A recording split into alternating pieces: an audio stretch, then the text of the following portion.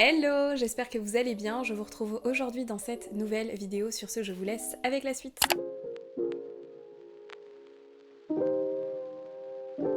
Du coup, je vous retrouve aujourd'hui dans cette vidéo achat manga parce que oui, j'ai encore craqué. Et encore, il y a pas mal d'occasions, donc on va dire que j'ai craqué sans trop craquer et j'ai fait des bonnes affaires que je vais vous montrer du coup dans la vidéo. Et il y a aussi eu quelques déceptions au niveau des réceptions, d'ailleurs par rapport à Vinted, je vous en parlerai également dans la vidéo. Sur ce, je vais commencer tout de suite. Évidemment, je vous mets à chaque fois les planches, comme ça si vous avez envie ou si un des mangas vous tente et que vous savez pas trop comment c'est à l'intérieur, je vous mets des planches, comme ça peut peut-être vous donner ou pas envie de lire le manga. Un des premiers tomes que j'ai reçu, que j'attendais en fait dans l'autre vidéo, que j'avais pas reçu à ce moment-là, c'est le tome numéro 7 de Chocolat et Vanilla, donc je vous montre la couverture évidemment, donc voilà comment il se présente. Et évidemment j'ai terminé de lire Chocolat et Vanilla entre temps et je vous ferai une vidéo de toute façon des lectures que j'ai faites récemment parce que j'ai pas mal lu en fait ces derniers temps et j'ai totalement adoré Chocolat et Vanilla. Moi j'avais gardé vraiment l'image de l'animé que j'avais vu quand j'étais enfant et il s'avère que le manga est, je dirais pas qu'il est totalement différent, mais il y a énormément de choses qui sont différentes. Il est super ce manga, je vous le conseille à 100%.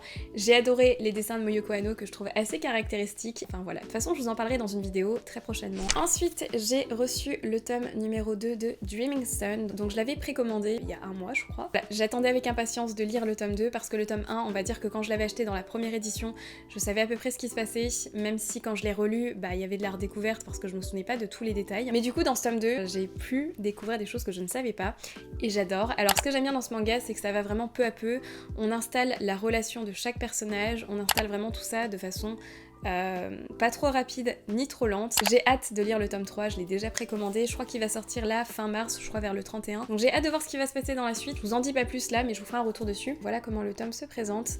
Une petite couverture mint, comme j'adore, donc c'est trop chouette. Clairement pour celui-ci je ne pensais jamais l'acheter et encore moins en neuf. C'est un manga qui est assez vieux, qui est sorti en 98 et en fait ce manga je le cherchais depuis un certain temps. J'avais un peu perdu espoir parce que en moyenne les 3 tomes coûtaient 45 € sur Vinted. Et il y a pas longtemps, grâce à une amie à moi qui a posté en fait en story les tomes qu'elle avait reçus et notamment ces tomes là, j'ai pu les commander en neuf parce qu'ils ont été réédités en juillet 2022 et donc c'est le manga Last Carter de Ai Yazawa. Donc on est dans un shoujo qui est beaucoup plus dramatique que ce qu'elle fait habituellement, c'est ce qu'elle explique au début de son tome. Je les ai pas lus pour l'instant donc je pourrais pas trop vous dire de quoi ça parle honnêtement. C'est juste que c'est une fille qui s'appelle Mizuki qui va fuguer de chez elle et qui va rencontrer du coup Adam. C'est un garçon qui joue de la guitare, je crois que elle joue du piano. Je vous en dirai pas plus pour pas dire de bêtises, donc je vais vous montrer évidemment les tomes. Donc on a le tome numéro 1 qui se présente comme ça, donc tout bleu, j'adore le bleu, c'est ma couleur préférée. Nous avons le tome numéro 2 et du coup nous avons le dernier tome qui est le tome numéro 3. Connaissant cette mangaka là, je pense qu'elle va réussir à te faire une histoire qui te prend un peu aux tripes. Alors, toujours en neuf, j'ai acheté un manga que je ne pensais absolument jamais commencer parce que j'ai le souvenir d'un des mangas que cette mangaka a écrit que j'avais pas trop apprécié. Et en fin de compte, je me suis laissée tenter après avoir vu une revue sur YouTube de quelqu'un qui parlait du tome 1. Et donc c'est le manga Professional Désir. Et c'est une série qui est composée de 7 tomes, donc je me suis dit c'est une série qui est pas trop longue, ça va être rapide à lire, donc ça va. C'est pas une grosse série, donc je peux la commencer. J'avais pas trop aimé Teach Me Love, donc j'avais peur. Et en fin de compte, j'ai déjà lu les tomes 1 et 2, je vous ferai un retour dessus très prochainement dans une vidéo, mais j'ai adoré. Là dans l'histoire, on va suivre deux adultes qui travaillent tous les deux dans une maison d'édition. La nana déteste le mec, voilà, elle déteste son attitude, elle déteste le fait qu'il soit énormément apprécié. Et le mec, on va dire que lui, il la déteste pas plus que ça, il est un peu indifférent vis-à-vis d'elle. Elle veut le piéger un peu, tu vois le truc. Ça commence bien. Elle va lui demander si il peut l'aider à rejouer en fait les scènes d'un manga sur lequel elle travaille avec son auteur et des scènes qui sont très spicy. J'essaierai de vous trouver des planches à peu près soft. Si j'en ai pas trouvé, c'est que tout simplement il y en avait pas et que c'est pas possible de mettre ça sur YouTube. Je vais évidemment vous montrer les tomes. On a le tome numéro 1 qui se présente comme ça et nous avons le tome numéro 2.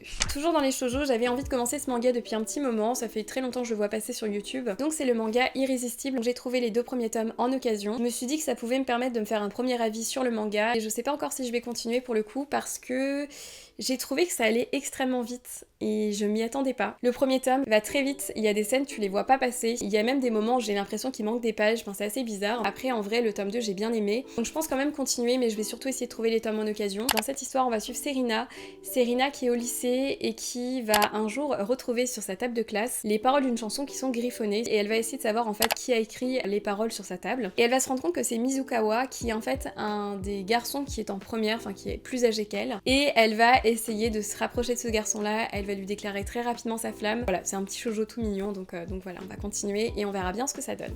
Donc le tome numéro 1 se présente comme ça et du coup le tome numéro 2.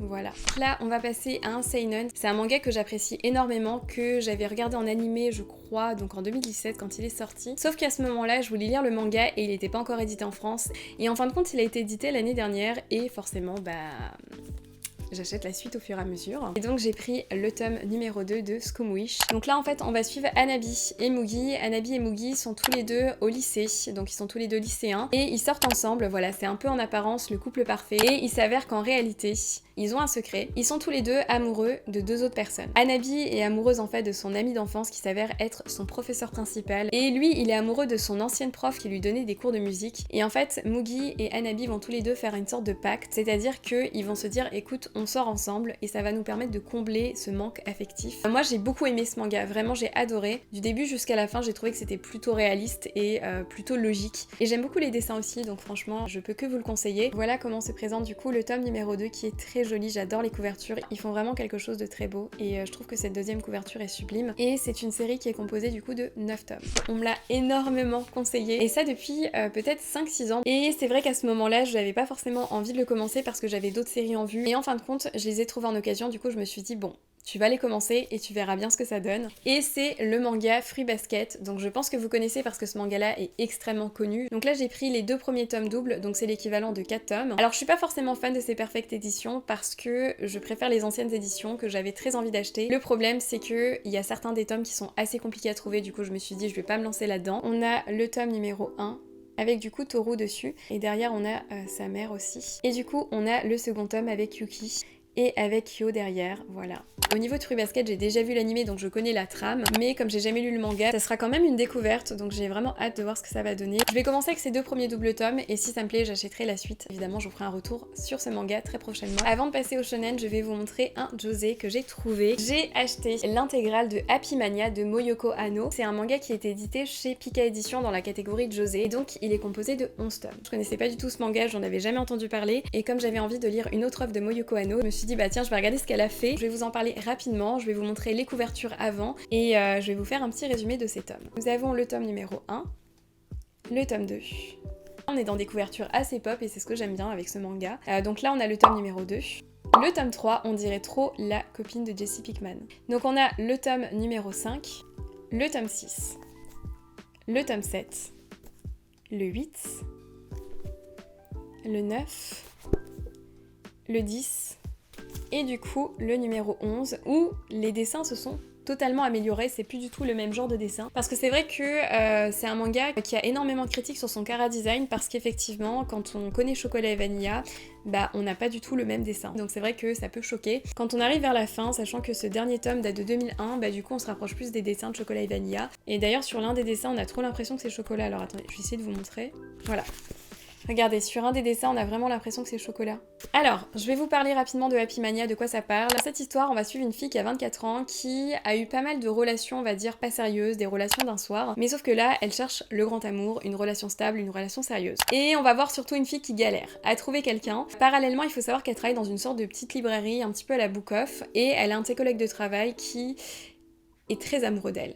Il lui rend service très souvent, mais elle en a un petit peu rien à faire, limite elle ne s'en rend pas compte. Et donc on va la voir faire plusieurs dates, faire plusieurs rencontres. Elle va même tomber à un moment donné sur un mec qui est limite gourou d'une secte et qui est complètement psychopathe. À voir ce que ça va donner au fil du temps, si c'est intéressant ou pas. Pour l'instant j'en sais pas plus. Alors, on va passer à la dernière partie de la vidéo, donc avec les shonen, parce que oui j'ai acheté des shonen. Il faut savoir que ça m'arrive quand même de temps en temps de lire des shonen, même si c'est pas forcément le genre que je préfère, mais il y a quand même des séries qui m'intéressent et que j'avais envie de commencer, et j'en ai profité pour aller checker Vinted et regarder ce qui pouvait potentiellement m'intéresser. Le premier que j'ai acheté, que j'ai trouvé je crois pour 15 € les 5 premiers tomes, donc c'était plutôt pas mal au niveau du prix. C'est du coup les 5 premiers tomes de Spy X Family, donc c'est un manga de Tetsuya Endo et donc c'est édité chez Kurokawa. C'est une série qui est composée actuellement de 10 tomes en France et au Japon et qui est toujours en cours. Moi j'arrive 1000 ans après tout le monde, c'est-à-dire que je sais qu'il y a énormément de gens qui en parlent depuis un certain temps. J'ai évidemment lu les 5 premiers tomes, dès que je les ai reçus en fait je les ai lus, et évidemment je vais continuer à acheter la suite parce que pour l'instant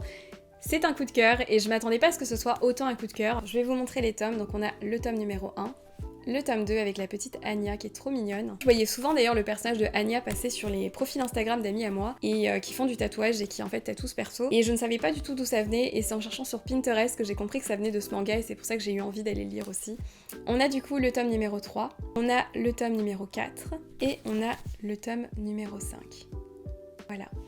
Cette série, c'est une série pépite. Je vous la conseille fortement. Pareil, j'ai acheté les 5 premiers tomes de Demon Slayer parce que j'avais très envie de lire ce manga depuis quelques temps et c'est vrai que certaines personnes m'ont convaincue de le commencer. Donc j'ai cherché sur Vinted des tomes et en fait je suis tombée sur quelqu'un qui n'était pas super honnête parce que j'ai reçu en fait les coins des tomes déchirés. Voilà.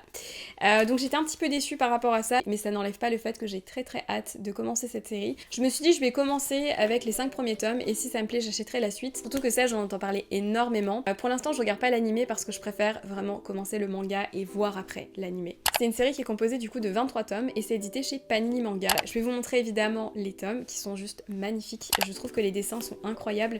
Donc on a le tome numéro 1, le tome 2, le tome 3, le tome numéro 4 et du coup le tome 5. Voilà.